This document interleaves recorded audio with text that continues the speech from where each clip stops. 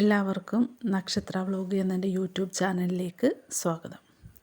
Renu സുധിക്ക് cancer ഉണ്ടോ ഇല്ലയോ എന്നുള്ളതാണ് ഇപ്പോഴത്തെ പ്രശ്നം. അത് സത്യമാണോ കള്ളമാണോ എന്നറിയാൻ വേണ്ടിയിട്ട് ഒരു പൊതുപ്രവർത്തകൻ ഇപ്പോൾ രേണുവിനെതിരായിട്ട് കേസ് കൊടുത്തിരിക്കുകയാണ്.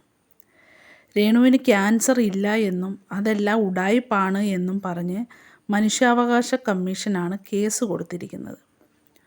ഒരു ക്യാൻസർ രോഗിയും കാണിക്കാത്ത രീതികളാണ് രേണു കാണിക്കുന്നതെന്നും, ഒരു ദിവസം മുടി വെട്ടുന്നു, ഒരു ദിവസം മൊട്ടയടിക്കുന്നു, ഒരു ദിവസം ഞാൻ ദേ പോണു എന്ന് പറയുന്നു, ഞാൻ സുധിച്ചേട്ടൻ്റെ അടുത്തേക്ക് വരുന്നേ എന്ന് പറയുന്നു, പിറ്റേ ദിവസം കിച്ചുവിന് എതിരെ വീഡിയോ ചെയ്യുന്നു, നിന്നെ ഞാൻ വെച്ചേക്കില്ല എന്നും പറഞ്ഞ് വെല്ലുവിളിക്കുന്നു, അതിനുശേഷം ഡാൻസ് കളിക്കുന്നു.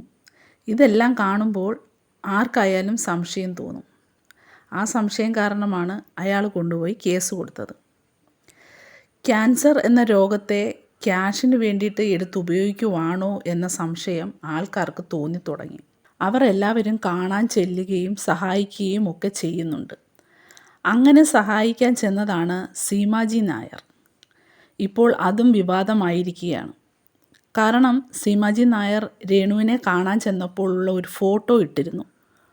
അപ്പോൾ ആളുകൾ ചോദിക്കുന്നത്, എങ്ങനെ സീമാജി നായർക്ക് ഐസിയുവിൽ കയറാൻ പറ്റി? കിച്ചു വന്നപ്പോൾ കയറ്റിയില്ലല്ലോ. അതിന് ഒരു എക്സ്പ്ലനേഷനുമായി സീമാജി നായർ വന്നിട്ടുണ്ട്. അവർ പറയുന്നത്, ഞാൻ രേണു സുധിയെ ഫോളോ ചെയ്യുന്ന ആളല്ല, ഞാൻ അവളുടെ കൂടെ നിന്നു എന്നതുകൊണ്ട് അവൾ ചെയ്യുന്നത് ശരിയാണ് എന്ന് വാദിക്കുവാൻ എനിക്കാവില്ല.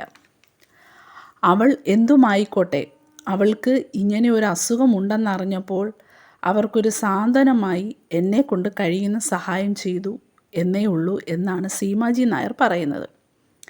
അതുപോലെ തന്നെ രേണു ഇട്ട ഫോട്ടോ അത് ഫേക്കാണെന്നും അത് AI ഉപയോഗിച്ച് എടുത്ത ഫോട്ടോ ആണെന്നും സീമാജി നായർ പറഞ്ഞു. രേണു ഇങ്ങനെയൊക്കെ കാണിക്കുന്നത് കൊണ്ട് എന്താണ് ഉദ്ദേശിക്കുന്നതെന്ന് മനസ്സിലാകുന്നില്ല. ക്യാൻസർ എന്ന രോഗത്തെ ഒരു മാർക്കറ്റിംഗായി മാറ്റുവാണെന്ന് തോന്നുന്നു. ഇപ്പോൾ ഈ വിഷയം വിവാദമായപ്പോൾ ഒരു എക്സ്പ്ലനേഷനുമായി രേണു വന്നു.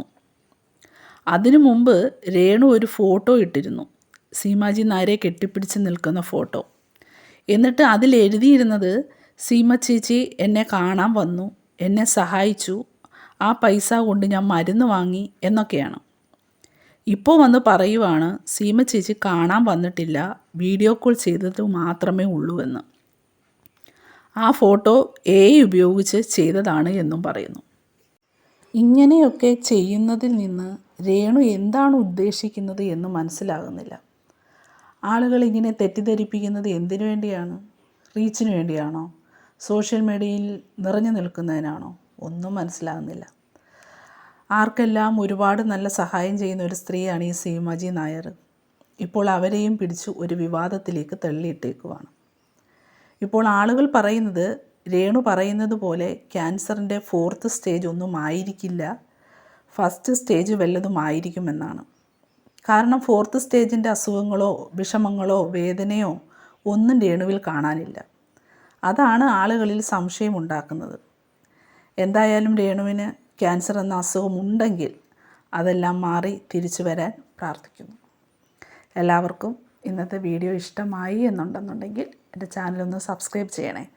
അതുപോലെ ലൈക്ക് ചെയ്യുകയും കമൻറ്റ് ചെയ്യുകയും സബ്സ്ക്രൈബ് ചെയ്യുകയും ഒക്കെ വേണം കേട്ടോ.